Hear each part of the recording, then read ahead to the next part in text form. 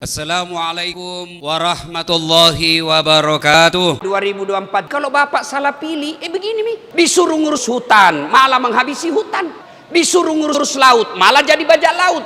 Tapi kalau ceramah orang begini dibilang radikal, amar ma'ruf nahi mungkar. Kita bermohon semoga rahmat Allah senantiasa dicurahkan dan melahirkan keberkahan-keberkahan terbaik yang diridhai Allah Subhanahu wa taala. Komen, like, and share. Like, subscribe, share, and comment. Dinamika koalisi partai-partai politik Indonesia dalam rencana mereka untuk bersinergi dan berstrategi untuk memenangkan kontestasi. Bagaimana peta koalisi partai politik Indonesia menjelang pemilu 2024? Fahri Hamzah adalah sebuah enigma. Ketika berada di dalam parlemen, ia sibuk begitu gencar mengkritik pemerintah. Namun, ketika berada di luar parlemen seperti sekarang, justru ia mengkritik oposisi yang dianggapnya lemah dan tidak menjalankan tugasnya dengan baik. Bagaimana sebenarnya seharusnya oposisi bertindak laku dalam sistem presidensial seperti yang terjadi di Indonesia? Kita akan membedah isi kepala Bang Fahri. Sebenarnya saya terus terang ya, di awal-awal waktu ketemu Pak Jokowi itu dulu ya, setelah beliau sebelum pidato kan saya ketemu beliau tuh. Memang ya ada beberapa inilah hubungan lah. Saya nggak ngerti juga ya dengan Pak Jokowi itu, kita kalau ketemu tuh akrab gitu dalam pengertian. Beliau juga terbuka, tapi ya itu yang saya coba mitigasi, ada apa dalam sistem kita. Sebenarnya kita agak menyarankan, Pak, 2 kali pemilihan kita ini ada pembelahan yang luar biasa, Pak. Calonnya cuma 2 dan cuma Bapak dan Pak Prabowo. Ini pembelahannya itu agak membahayakan karena itu sampai ke akar rumput. Saya kan sendiri merasakan kan bagaimana saya pernah ke Minahasa, ke Manado, tiba-tiba saya didemo oleh rakyat. Saya nggak paham tuh apa yang terjadi. Dan setelah saya baca itu adalah efek pembelahan dari atas. Saya bilang bisa nggak ini kita hentikan? Terima aja lah Pak Prabowo kalau mau masuk. Pak Sandi apabila sekaligus, saya bilang begitu. Karena Pak Sandi kan baru masuk setelah dari reshuffle kan. Saya nggak tahu lah ya proses politik mereka tentu lebih complicated, lebih rumit. Tapi yang terjadi Pak Prabowo diajak dan Pak Prabowo mau. Saya membayangkan waktu itu akan ada pidato untuk mengatakan kepada rakyat, sudahlah, pembelahan di bawah ini kita hentikan. Biarkan lembaga legislatif sebagai oposisi bekerja. Dan saya akan menghadapi mereka ini sebagai presiden dan semua menteri saya sebagai anggota kabinet dan lembaga negara akan berhadapan. Inilah normalnya politik. Karena kita menciptakan eksekutif, legislatif, dan judikatif. Tapi itu sayangnya nggak dilakukan. Jadi rekonsiliasi yang kita usulkan dari awal tidak dilakukan. Tidak oleh timnya Pak Jokowi, tidak oleh timnya Pak Prabowo dan Sandi. Akhirnya sampai hari ini kita masih melihat pembelahan yang luar biasa. Memang ada faktor-faktor lain, algoritma sosial media dan sebagainya. Oke, tetapi kan harus ada ikhtiar. Karena kita nggak bisa jadi bangsa yang besar kalau politiknya sepanjang 5 tahun. Kita hanya akan bisa besar apabila politiknya hanya sekali dalam 5 tahun. Sekarang politiknya 5 tahun, sepanjang tahun, dan itu menurut saya melelahkan. Gitu. Polarisasi yang tadi Abang bilang itu terjadi kan ketika masing-masing kutub ini punya championnya masing-masing. Pak Jokowi di satu sisi, Pak Prabowo di sisi lainnya, dan Pak Prabowo akhirnya bergabung dengan Pak Jokowi. Tapi itu terus terjadi pembelahan ini karena sisi yang berseberangan kehilangan championnya, dan saya rasa sekarang sah nggak Bang kalau kita bilang ya menemukan champion baru, let's say dalam diri Pak Anies Baswedan misalnya, sehingga itu tetap terjaga gitu apinya. Ya, tapi itu yang saya bilang politik yang tidak sehat pada akhirnya kan, karena itu bukan politik akal, tapi itu politik emosi, didrive oleh kekecewaan. Saya pernah diadili di satu tempat gara-gara mengkritik Pak Anies di satu komunitas lah. Loh, kenapa Anda ini ikut-ikutan ngeritik Anies Baswedan segala macam? Dia ngomong ke saya bilang, "Tar dulu, saya ini nggak pernah jadi tim sukses Jokowi. Anies pernah. Saya nggak pernah jadi jurkamnya Jokowi. Anies pernah. Saya nggak pernah jadi menterinya Pak Jokowi. Anies pernah. Loh, kok saya yang jadi masalah?" Saya bilang, "Anda katanya basisnya bukan basisnya Pak Jokowi. Tapi kok saya yang jadi masalah?" Diam semua. Nah, di situ saya menyadari bahwa ini hanya masa ya mencari pahlawan untuk mengorganisir kekecewaannya yang terus-menerus. Dan ini tidak rasional jadinya gitu. Itulah yang menurut saya, kalau kita membiarkan politik itu ditentukan oleh masa yang tidak rasional itu tadi, maka pasti kekecewaannya akan setiap saat itu tidak selesai. Karena kita tahu bahwa demokrasi itu kan punya anomali yang luar biasa. Di satu sisi kita bicara tentang ide-ide besar, demokrasi, equality before the law, tyranny mayoritas, keterbukaan, transparansi, dan sebagainya, ide-ide besar itu. Tapi di sisi lain, ini ada peristiwa yang sangat kasar, yaitu mencoblos. yang kadang-kadang antara ide ini yang begitu hebat ini dengan ini itu nggak ada hubungannya. Apalagi apabila di tengahnya dipenuhi oleh rangkaian irasionalitas, emosi yang diaduk-aduk terus-menerus gitu. Sehingga kita tidak pernah meneruskan satu dialog karena yang terpilih ini sebenarnya atau yang terjadi adalah bukan politik akal gitu, tapi politik emosi, politik mood, ya kan, politik yang penuh dengan kesementaraan gitu. Saya pikir mungkin nanti setelah ada yang nonton interview ini akan ada yang mungkin murka lagi sama Bang Fahri karena mengatakan bahwa dukungan terhadap Pak Anies tidak rasional. Ya apa boleh buat karena enggak, saya tidak bilang begitu, tapi saya ngomong begitu ke orang itu. Oh, okay. Urusannya apa? Saya bilang coba. Saya nggak pernah jadi timnya Pak Jokowi. Anies pernah. Lu kok saya yang salah? Saya bilang begitu. Orang pada diam semua kan. Ya udah begitu aja.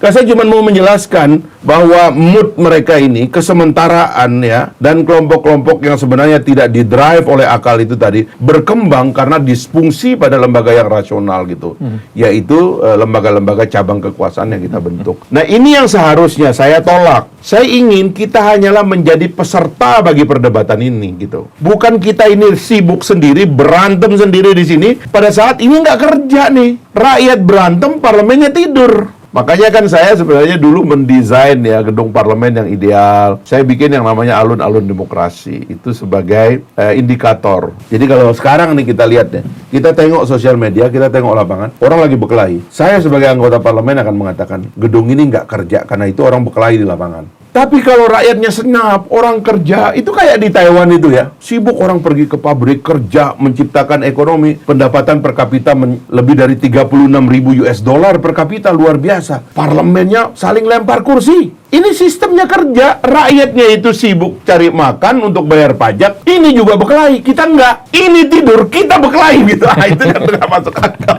Kebalik-balik gitu Bang. Kebalik gitu. Kita lihat kayak Hyde Park di Inggris itu kan. Dilihat, kalau nggak ada orang demo, berarti ini kerja.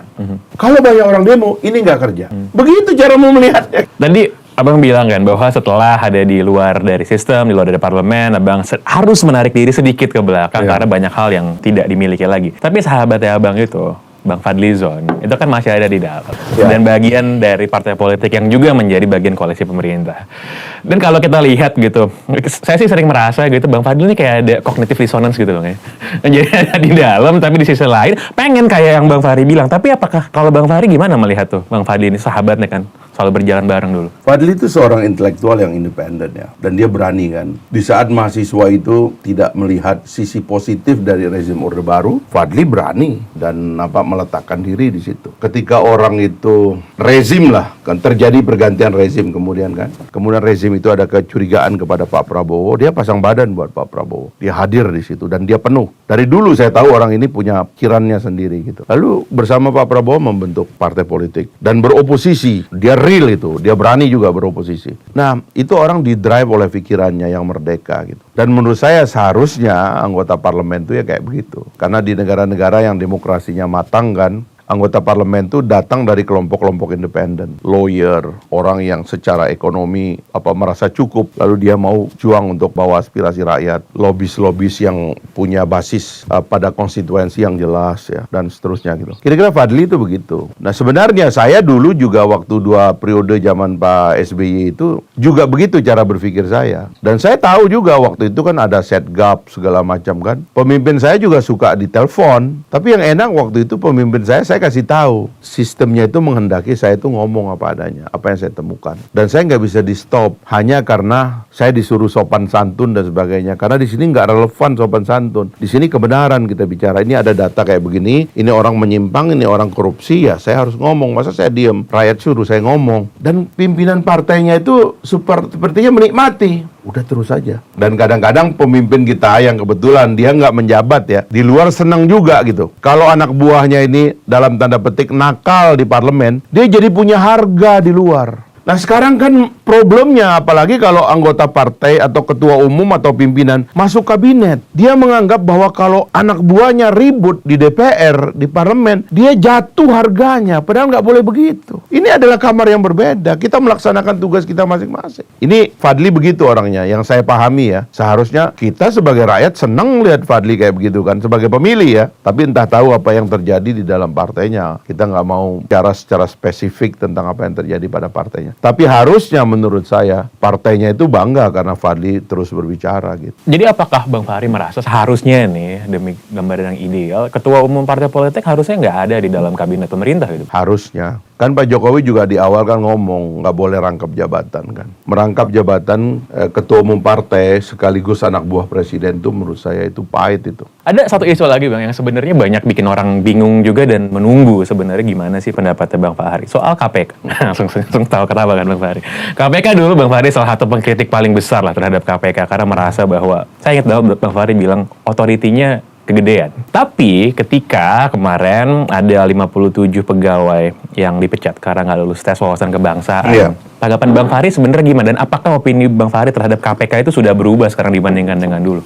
Iya, kalau saya sih menganggap apa yang terjadi dengan KPK itu adalah efek daripada systemic adjustment terhadap eksistensi KPK itu sendiri. Yang dalam pembuatannya di awal tuh ada banyak ketidaksempurnaan. Di antaranya adalah identifikasi sebagai jenis kelamin lah kalau kata orang tuh terhadap institusinya gitu. Nah itulah sebabnya kemudian adjustment dilakukan setelah perubahan undang-undang, lalu kemudian ditertibkanlah agar semua orang yang bekerja di KPK itu haruslah merupakan unsur-unsur dari pejabat dalam negara, ya ASN dan sebagainya. Dan itu yang terjadi dan dilakukan. Saya tidak melihat itu akan menyebabkan KPK tambah lemah ya. Tapi bahwa KPK tambah hati-hati, ya kan, due process of law, kemudian pengawasannya diperketat supaya dia nggak boleh melanggar hukum. Anda mungkin tidak enak mendengar sekarang karena dulu saya sudah katakan bahwa dulu tuh KPK banyak sekali melanggar hukumnya, tapi kan nggak berani orang menyebut KPK melanggar hukum. Tapi waktu saya dengan teman-teman menginisiatifkan angket dulu akhirnya terbongkar pelanggaran hukumnya terlalu banyak. Pengarahan saksi, ya kan, bahkan saksinya disogok dan sebagainya itu kan terjadi dan terbuka tanpa ada pengadilan, tanpa ada macam-macam. Tapi oke lah, itu fasenya sudah kita selesaikan. Dan sekarang saya kira KPK semakin koordinatif. Fungsi-fungsi yang diamanahkan oleh undang-undang, supervisi, koordinasi, monitoring, itu juga makin oke, ya. Dan juga tidak berkurang kinerjanya, terutama dalam bidang pencegahan. Saya kira itu meningkat. Nah, tetapi bahwa nggak ada lagi ayam aduan kita kayak dulu, ya itu mohon maaf, memang bukan itu yang benar gitu. Ayam aduan kita benernya itu DPR,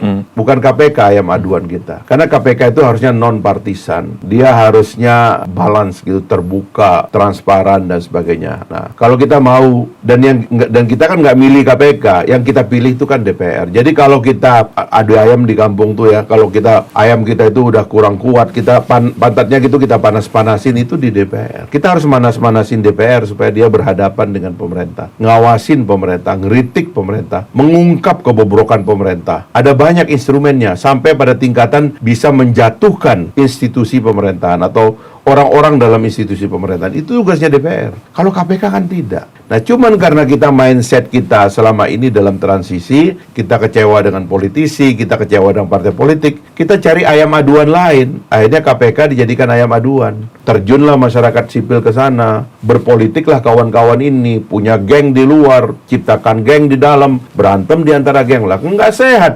Masa lembaga penegak hukum kayak begitu? Loh, ini yang benar sekarang ini, udah benar. Bang Fahri sadar kan bahwa stance Bang Fahri soal KPK ini membingungkan sebenarnya buat banyak orang. Karena kenapa? Karena pihak-pihak yang merasa sebenarnya sepaham dengan Bang Fahri ini sebenarnya nggak suka sama KPK yang sekarang. Sedangkan yang dulu malah kebalikannya. Tapi memang ini menunjukkan bahwa ya sebenarnya stance Bang Fahri soal bagaimana sebuah lembaga negara itu harus berjalan. Dan Bang Fahri masih tetap merasa bahwa KPK harusnya nggak dibutuhkan. Apa gimana? Kalau dulu Bang Fahri bilang bubarkan aja. Teorinya sih sebenarnya KPK itu memang lembaga transisi. Karena itu adalah praktek di negara-negara demokrasi yang matang. Jadi kan kita melakukan adjustment dari otoritarianisme kepada demokrasi. Di tengah jalannya ada kegamangan. Kegamangan ini yang dituntun oleh lembaga-lembaga state auxiliary body ini, lembaga-lembaga sampiran negara ini. Nah, ini tugasnya itu memperbaiki lembaga-lembaga inti. Di dalam undang-undang itu sama masih diucapkan bahwa tugasnya itu adalah memperbaiki kepolisian dan kejaksaan. Karena dia bilang belum daya guna dan berhasil guna di dalam melakukan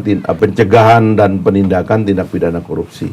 Itu disebut. Jadi Jadi kalau disebutnya begitu, ya memang KPK itu harusnya memperbaiki ini, polisinya jadi kuat. Kan saya pernah satu hari didatangi oleh konsultan KPK dari Amerika tuh, dari USAID dan dari UNDP itu. Belum diskusi begini ada bule-bule begitu. Saya tanya di awal aja, kenapa di Amerika nggak ada KPK? Saya gituin aja.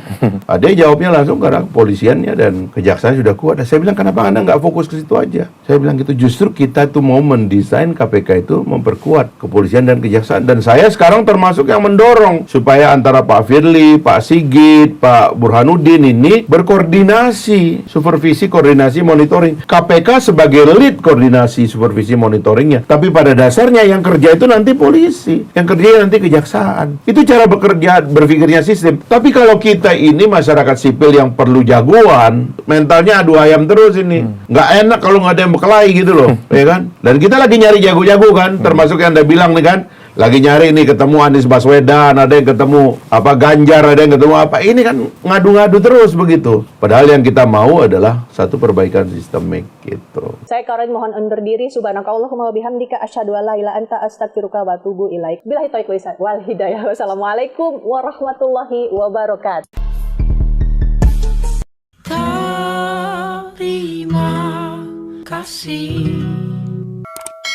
Terima kasih. Wassalamualaikum warahmatullahi wabarakatuh.